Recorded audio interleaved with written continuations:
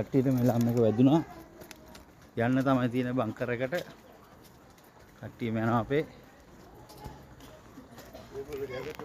ඉතින්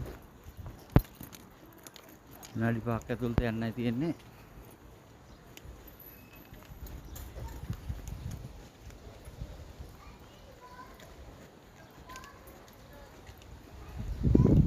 එන්නේ.